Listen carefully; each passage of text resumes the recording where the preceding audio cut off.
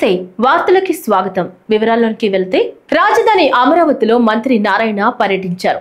ఇప్పటికే పలు పనులకు టెండర్ల ప్రక్రియ పూర్తిగా నిర్మాణంలో ఉన్న కార్యదర్శులు, ప్రధాన కార్యదర్శుల బంగ్లాలను, సిఆర్డీఏ ప్రాజెక్టు కార్యాలయాన్ని మంత్రి పరిశీలించారు.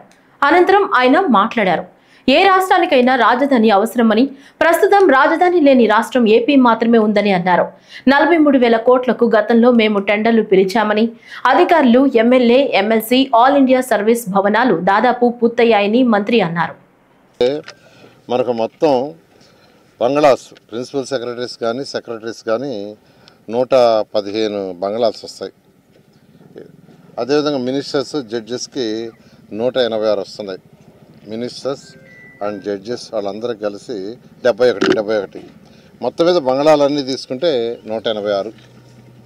సెక్రటరీస్ కానీ, ప్రిన్సిపల్ సెక్రటరీస్ కానీ, మినిస్టర్స్ కానీ, జడ్జెస్ కానీ మొత్తం 186 బంగ్లాలు వస్తున్నాయి. ఈ 156 బంగ్లాలకి టెండర్ ఇవ్వటం జరిగింది. వాళ్ళు యాక్చువల్గా బేస్ వర్క్ స్టార్ట్ చేశారు. అదేవిధంగా ఎమ్మెల్యేలు, ఎమ్మెల్సీలకి, ఐఏఎస్ ఆఫీసర్లకి 432 అపార్ట్మెంట్స్ యాక్చువల్గా ఆ రోజు టేకప్ చేసాం. అదైతే చాలా వర్క్ అయిపోయింది. అవి కూడా వాళ్ళు యాక్చువల్గా మొదలుపెట్టారు. అదేవిధంగా గెజిటెడ్ ఆఫీసర్స్ 1, 2 అని, గ్రూప్ డి అని డిఫరెంట్ కేటగిరీస్ ఉన్నాయి. అంటే 1800 చదరపు అడుగులు ఉండే అపార్ట్మెంటు, 1500 ఉండేది, 900 ఉండేది, మొత్తం 1440. అదేవిధంగా ఎన్జిఓస్ తీసుకుంటే 1995, అది 1200 చదరపు అడుగులు. ఇవన్నీ యాక్చువల్గా వాళ్ళు స్టార్ట్ చేశారు. ఫస్ట్ క్లీన్ చేసుకునే వర్క్లో ఉండారు, ఎందుకంటే 6 ఏళ్ళు అయిపోయింది. అదేవిధంగా అసెంబ్లీ, హైకోర్టు మీకు తెలిసిందే. ఈ యొక్క హైకోర్టు వచ్చి 16.85 లక్షల చదరపు అడుగులు, అసెంబ్లీ వచ్చి 11.67 లక్షల చదరపు అడుగులు. హైకోర్టు 7 అంతస్తులు, అసెంబ్లీ వచ్చి 250 మీటర్ల హైటు. ఎందుకంటే అసెంబ్లీ అనేది 365 రోజులు ఉండదు.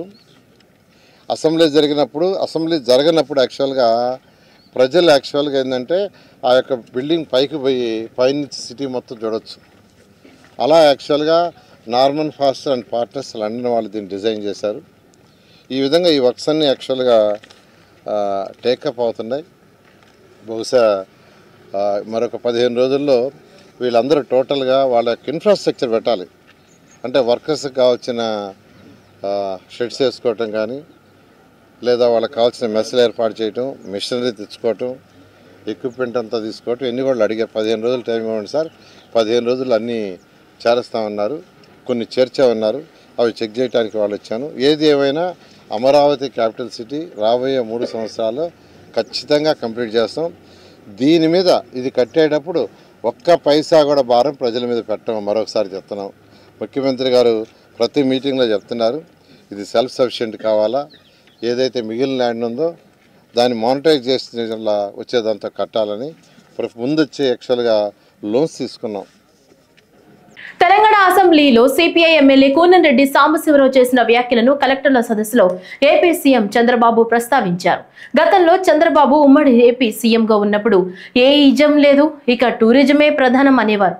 ఏ ఇజం లేదంటే అప్పుడు మాకు కోపం వచ్చేది, కానీ నిజంగా ఖర్చు లేని ఇజం ఏదైనా ఉందంటే అది టూరిజమే అని కూనంనేని అన్నారు. చంద్రబాబు నాడు చెప్పిన మాటే నిజమంటూ ఆయన అభిప్రాయపడ్డారు. ఈ వ్యాఖ్యలపై సీఎం స్పందించారు. ఏ ఇజం లేదని నేను అంటే కమ్యూనిస్టులు నాపై విరుచుకుపడ్డారు. ఇప్పుడు ఖర్చు లేని ఇజం టూరిజమేనని స్టేట్మెంట్ ఇచ్చారు. నా మాటలు, ఆలోచనని అర్థం చేసుకోవడానికి 30 ఏళ్లు పట్టింది అని నవ్వుతూ చంద్రబాబు అన్నారు. అయితే ఇప్పుడంతా సమయం లేదని, త్వరగా ప్రాజెక్టులు పూర్తి చేసి ప్రజల జీవితాల్లో మార్పులు తేవాలని సీఎం పేర్కొన్నారు. నేను లాంగ్ బ్యాక్ ప్రతిరోజు అనవసరంగా ఇది చేస్తూ ఉంటే, టూరిజాన్ని ప్రమోట్ చేసేటప్పుడు అడ్డపడతా ఉంటే ఒకసారి ఉన్నాను. కమ్యూనిజం లేదు, క్యాపిటలిజం లేదు, సోషలిజం లేదు, all isms are over, only tourism will prosper in future, కట్ అందరూ ఫాలో కమ్మని చెప్పాను. అప్పుడు నా మీద కమ్యూనిస్టు విరుచుకుపడ్డారు. కమ్యూనిజం లేదంటారు మీరు, ఇట్ ఈజ్ ఎ రియాలిటీ, చాలా దేశాల్లో ఉందంటే కాదు, ఇంకంతా కూడా మెటీరియలిస్టిక్ హ్యాపీనెస్ వస్తుంది తప్ప సంపద, పేదరిక నిర్మూలన ఇవి వస్తాయని చెప్పాను. నిన్న తెలంగాణ అసెంబ్లీలో వెరీ ఇంట్రెస్టింగ్ సిపిఐ సభ్యుడు కోనూనేని ఎమ్మెల్యే అతను రైజ్ చేసి నాడు చంద్రబాబు అంటే కోపం వచ్చేది, నిజంగా ఖర్చు లేని నిజం టూరిజమే అని ఆయన స్టేట్మెంట్ ఇచ్చే పరిస్థితికి వచ్చాడు. Very interesting statement. అంటే గతంలో చంద్రబాబు ఉమ్మడి ఏపీ సీఎంగా ఉన్నప్పుడు ఏ ఇజం లేదు, ఇక టూరిజమే ప్రధానం అనేవారు. ఏ ఇజం లేదంటే అప్పుడు మాకు కోపం వచ్చేది, కానీ నిజంగా ఖర్చు లేని నిజం ఏదైనా ఉందంటే అది టూరిజమే అని సిపిఐ ఎమ్మెల్యే కోనూనేని సాంబశివరావు అన్నారు. బడ్జెట్ పద్ధతులపై మంగళవారం తెలంగాణ శాసనసభలో జరిగిన చర్చలో ఆయన మాట్లాడారు. వాట్ ఐఎమ్ సేయింగ్, నేను చెప్పింది 30 ఏళ్ళు పట్టింది అర్థం చేసుకోవడానికి. మీకు కూడా 30 ఏళ్ళు పడితే చాలా సమస్య వస్తుంది, కాబట్టి ఇప్పుడు అర్థం చేసుకోండి మీరు అంతే. ఈరోజు చెప్పేదంతా కూడా ప్రాక్టికల్గా ఒక ఐడియా వచ్చిన తర్వాత దాన్ని అమలు చేయడం రియల్ టైంలో చేస్తే ఫలితాలు ఉంటాయి. It is possible. అది ఎంఫసైజ్ చేయడానికి చెప్తున్నా. I have seen everything. Now we are having 5 zones. Visakhapatnam 6 జిల్లాలు ఉన్నాయి విశాఖపట్నం జోన్లో. అదే సమయంలో గోదావరి జిల్లాలు 5 జిల్లాలు, గోదావరి జోన్, రాజమండ్రి అంటే సెంట్రల్ ప్లేస్ ఆలోచిస్తే. అదే సమయంలో గుంటూరు, కృష్ణా 5 జిల్లాలు. దీనికి దగ్గర మనం చూస్తే Amaravati will be the centre of activity. Prakasam, Nellore, Chittoor, Tirupati will be the hub కింద తయారవుతుంది. ఈ 5 జిల్లాలు ఒక జోరుగా ఉంటాయి. అదే మరిగా అనంతపూర్, కర్నూలు, కడప, హిందూపూర్, నంద్యాల. దీనికి అనంతపూర్ ఎందుకంటే ఇప్పుడు తిరుపతి నేచురల్ డెస్టినేషన్ అవుతుంది. మీరు ఆ ఫిగర్స్ చూస్తారు. Visakhapatnam already emerged as number 1, but spoke models ఎట్టున్నాయో కూడా డిస్కస్ చేద్దాం. Amaravati will emerge because of capital. తిరుపతికి lot of potential because of Krishnapatnam proximity, Sri City. Guntur నగరపాలక సంస్థ మేయర్గా షేక్ సజీలా బాధ్యతలు స్వీకరించారు. మొదటిసారి కౌన్సిల్ సమావేశాన్ని నిర్వహించారు. ఈ సందర్భంగా మాట్లాడుతూ, నాకు ఈ అవకాశం కల్పించిన ప్రతి ఒక్కరికి, నాయకులకు, అధికారులకు, గుంటూరు నగర ప్రజలకు పేరు పేరున హృదయపూర్వక కృతజ్ఞతలు, ధన్యవాదాలు అని తెలియజేశారు.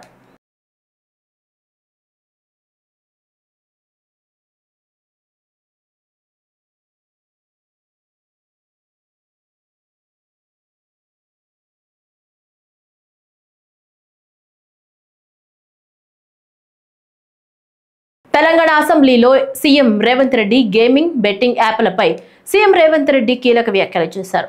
తెలంగాణ హోంశాఖ శాంతి భద్రత, ఆన్లైన్ బెట్టింగ్, గేమింగ్ యాప్లపై మాజీ మంత్రి హరీష్ రావు లేవనెత్తిన అంశాలపై సీఎం రేవంత్ రెడ్డి స్పందించారు. ఈ సందర్భంగా ఆయన మాట్లాడుతూ, తెలంగాణ ప్రభుత్వం 2021లో ఆన్లైన్ బెట్టింగ్, గేమింగ్ యాప్లపై నిషేధం విధించినప్పటికీ సరైన చర్యలు తీసుకోకపోవడం వల్ల ఇటీవల రాష్ట్రంలో పలు ఘటనలు చోటు చేసుకున్నాయన్నారు. అలాగే రాష్ట్రంలో గత కొద్ది రోజులుగా జరుగుతున్న ఘటనలపై కాంగ్రెస్ ప్రభుత్వం కఠినంగా వ్యవహరిస్తుందని చెప్పుకొచ్చారు. ఆన్లైన్ రమ్మీ వంటి ఇతర గేమ్లను నిరోధించడానికి, నిషేధించడానికి చర్యలు తీసుకోవడానికి స్పెషల్ ఇన్వెస్టిగేషన్ టీంను ఏర్పాటు చేయాలని నిర్ణయించామన్నారు. ఆన్లైన్ బెట్టింగ్ కానీ ఆన్లైన్ రమ్మీ గేమ్ల పట్ల అప్రమత్తంగా ఉండడమే కాదు, కఠినంగా వ్యవహరించాలని ఈరోజు రాష్ట్ర ప్రభుత్వం నిర్ణయం తీసుకున్నది. దీన్ని నిరోధించడానికి, నిషేధించడానికి అవసరమైన చర్యలు తీసుకోవడానికి ఒక స్పెషల్ ఇన్వెస్టిగేషన్ టీం, వీలైతే సిబిసిఐడి కానీ లేకపోతే అధికారులతో సమీక్ష చేసిన తర్వాత ఒక స్పెషల్ ఇన్వెస్టిగేషన్ టీంను వేసి కఠినంగా వ్యవహరించాలని చెప్పి ఈరోజు రాష్ట్ర ప్రభుత్వం నిర్ణయం తీసుకున్నది. అధ్యక్ష, ఫిరంగిపురంలోని శాంతినగర్లో సోమవారం అర్ధరాత్రి ఉద్రిక్తత నెలకొంది. పోలేరమ్మ ఆలయానికి చెందిన స్థలం విషయంలో గ్రామస్తులకు, చిన్ని కృష్ణ కుటుంబ సభ్యులకు మధ్య వివాదం చోటు చేసుకుంది. పరిస్థితి ఉద్రిక్తగా మారడంతో గ్రామస్తులు పోలీసులకు సమాచారం ఇచ్చారు. అయితే ఇదంతా వీడియో తీసుకున్న యువకుడిపై సీఐ రవీంద్రబాబు దాడి చేశారు. యువకుడికి గాయాలు కావడంతో సీఐపై గ్రామస్తులు ఆగ్రహం వ్యక్తం చేశారు. ఈ క్రమంలో పోలీసుల, గ్రామస్తుల మధ్య వాగ్వాదం జరిగింది. ఈ క్రమంలో పోలీసుల వాహనంపై ఆందోళనకారులు రాళ్లు రువ్వారు. దీంతో వాహనం అద్దాలు ధ్వంసమయ్యాయి. సీఐ క్షమాపణ చెప్పాలని కర్నూలు, గుంటూరు రహదారిపై ఆందోళనకారులు టైర్లు తగలబెట్టి రాస్తారోకో నిర్వహించారు.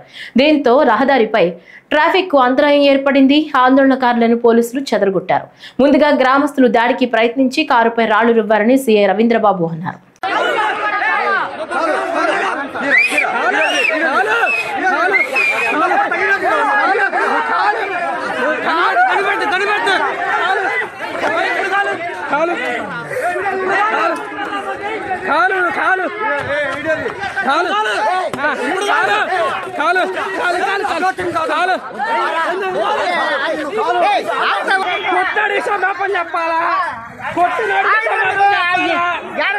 క్షమాపణ చెప్పాలా? క్షమాపణ చెప్పాలా? క్షమాపణ చెప్పాలా? క్షమాపణ చెప్పాలా? అంటే గన్ను చేస్తే భయపడతావా? గన్ను చేస్తే భయపడతావా? గన్ను తీయాలా? గన్ను తీయాలా? గన్ను తీయాలా? గన్ను తీయాలా? గన్ను చేస్తే భయపడతావా? గన్ను చేస్తే భయపడతావా? గన్ను చేస్తే భయపడతావా? గన్ను చేస్తే భయపడతావా? గన్ను చేస్తే భయపడతావా? క్షమాపణ చెప్పు, క్షమాపణ చెప్పు. చిత్తూరు నగరపాలక పరిధిలో భవనములు ఖాళీ స్థలాలకు సంబంధించి 2024-25 సంవత్సరానికి సంబంధించిన పన్నులను 2025 మార్చి 31వ తేదీలుగా చెల్లించిన వారికి 50% వడ్డీ రాయితీ ప్రకటిస్తూ రాష్ట్ర ప్రభుత్వం ఉత్తర్వులు జారీ చేసినట్లు నగర కమిషనర్ పి నరసింహప్రసాద్ తెలిపారు.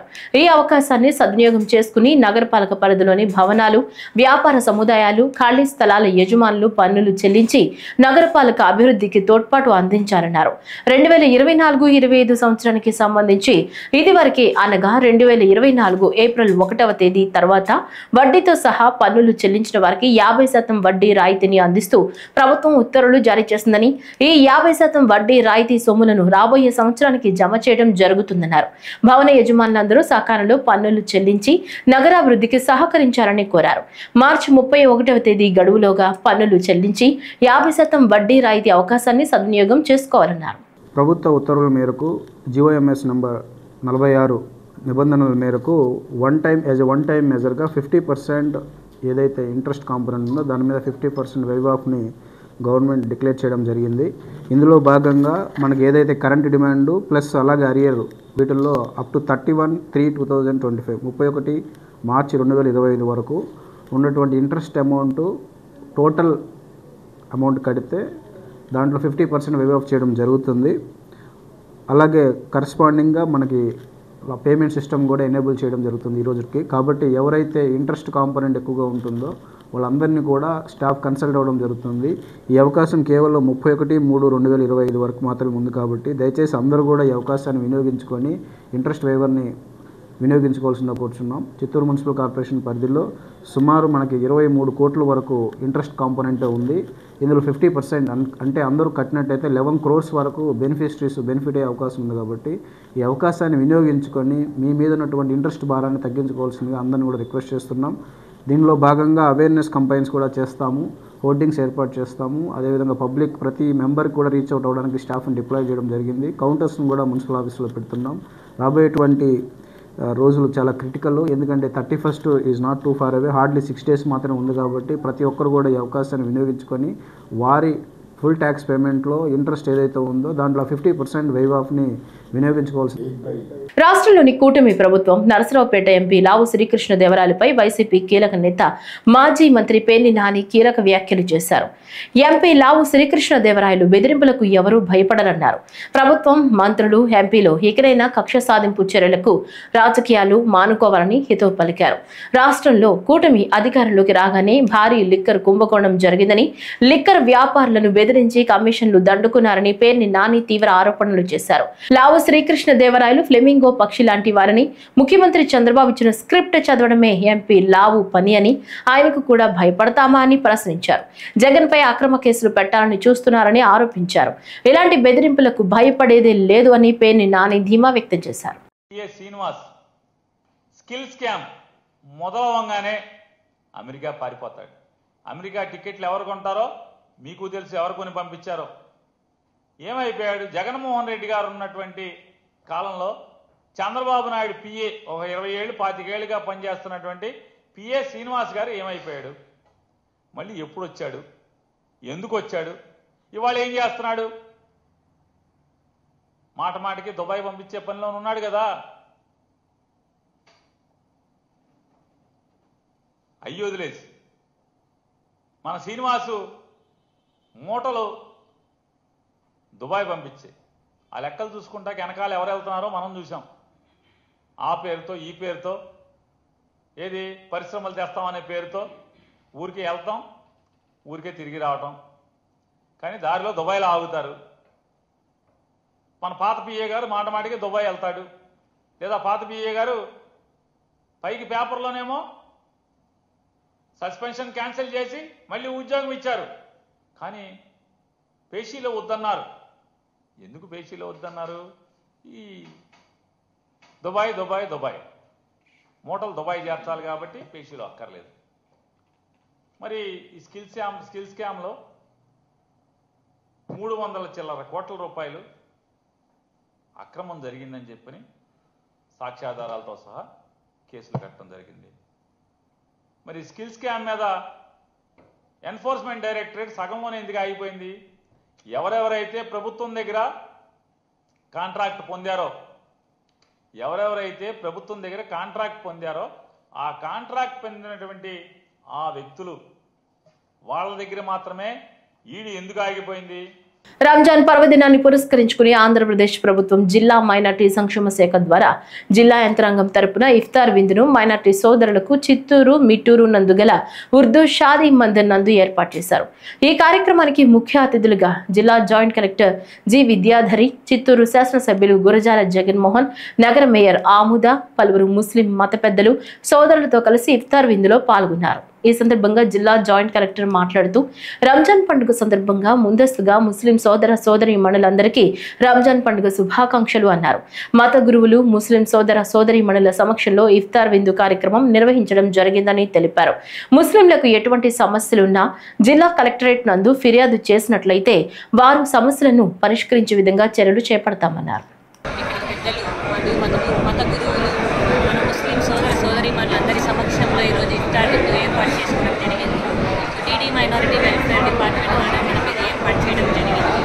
సో మైనారిటీకి సంబంధించిన అన్ని ఫెసిలిటీస్ కూడా ముఖ్యంగా ముస్లిం రిలీజియన్కి సంబంధించిన అన్ని ఫెసిలిటీస్ కూడా మనం ప్రభుత్వం నుంచి ఏదైతే వాళ్ళకు అందాలో అన్ని మనం లాస్ట్ 6 నెలల నుంచి ఇవ్వడం జరుగుతుంది. సో ఈ విందులో భాగంగా మత గురువులకు ముఖ్యంగా తెలియజేయడం ఏమిటి అంటే వాళ్ళకి ఎటువంటి సమస్యలు ఉన్నా ఎటువంటి షాదీ మహల్ కానీ ఎటువంటి ఆల్రెడీ ఉంటే కూడా వెంటనే డిస్ట్రిక్ట్కి తీసుకొని వస్తే వెంటనే ఖచ్చితంగా వాటిని మనం సాల్వ్ చేసే విధంగా మనం ముందుకు వెళ్తామని తెలియజేయడం.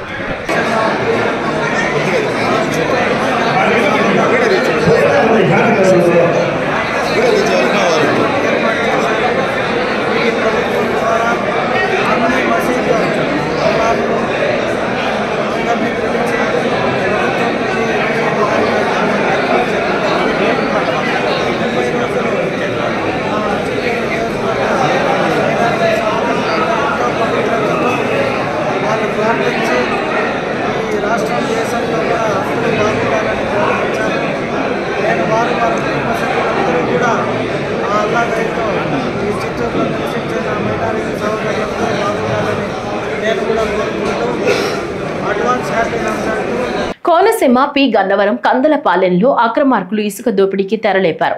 అక్రమ మార్గంలో ఇసుక ర్యాంపు ఏర్పాటు చేసి కోట్లలో దండుకుంటున్నారు. కొన్ని రోజులుగా ఏ విధమైన ప్రభుత్వ అనుమతులు లేకుండా ఇసుకాసురులు ర్యాంపు నిర్వహిస్తున్నారు.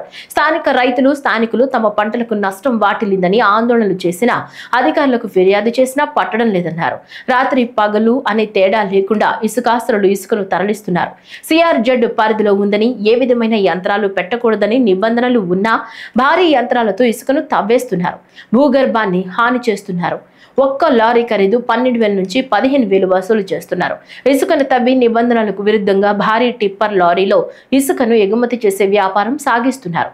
నదీ గర్భంలో నిబంధనలకు విరుద్ధంగా 10 నుంచి 15 అడుగుల లోతున ఇసుక తవ్వకాలు సాగిస్తున్నారు.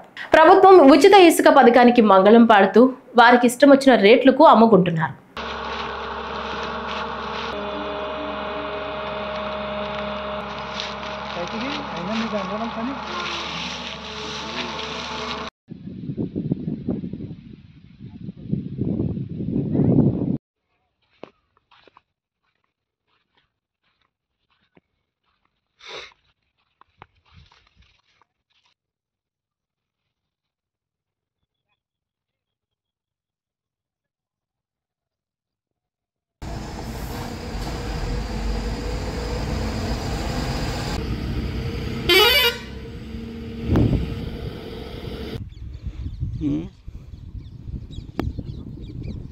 ఆడెక్కడ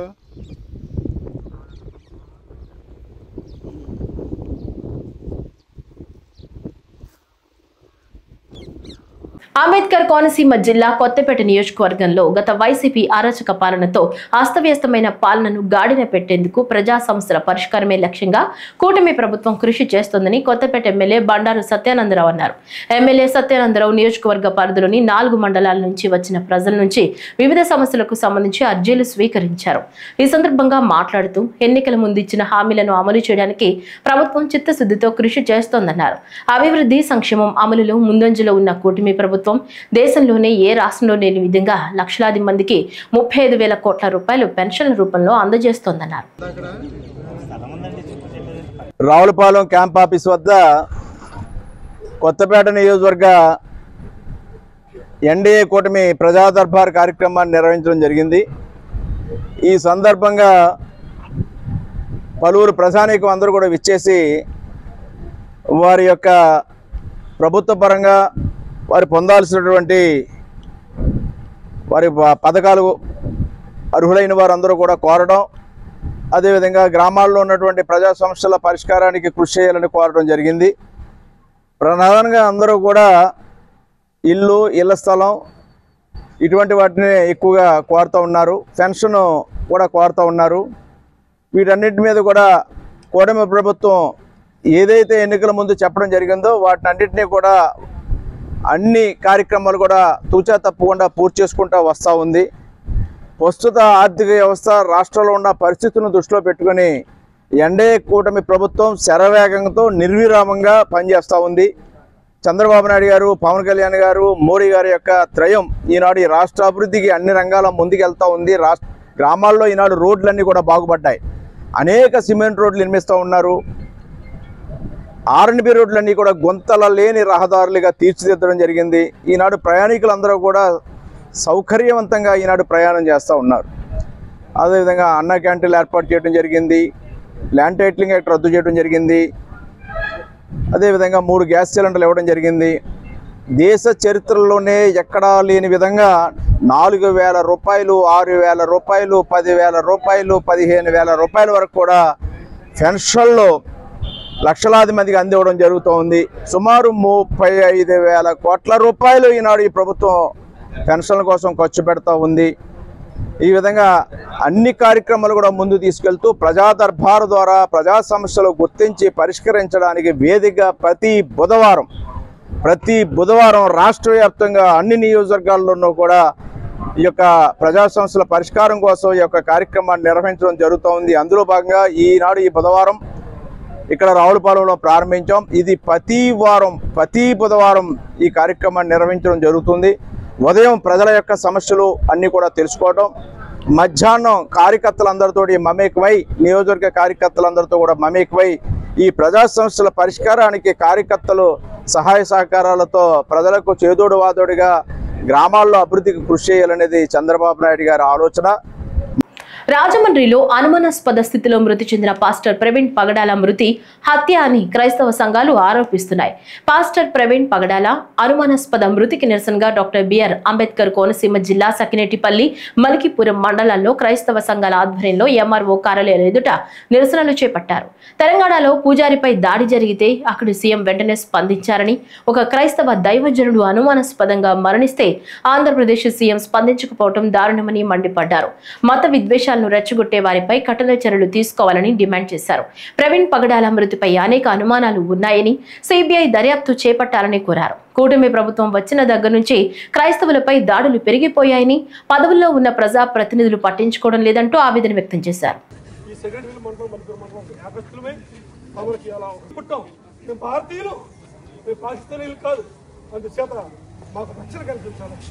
ఎవరైతే చనిపోయారో ప్రవీణ పగడాల సిబిఐ విచారణ రాష్ట్ర కేంద్ర ప్రభుత్వం చేర్పించాలని కోరుతూ ఇవాళ మనకు వారికి జోహార్ ప్రవీణ్ పగడాల గారికి, పగడాల గారికి క్రైస్తవ ఐక్యత, ఐక్యత, ఐక్యత, రక్షణ వెంటనే, రక్షణ వెంటనే, రక్షణ వెంటనే, రక్షణ వెంటనే, జోహార్ ప్రవీణ్ పగడాల గారికి, పగడాల గారికి.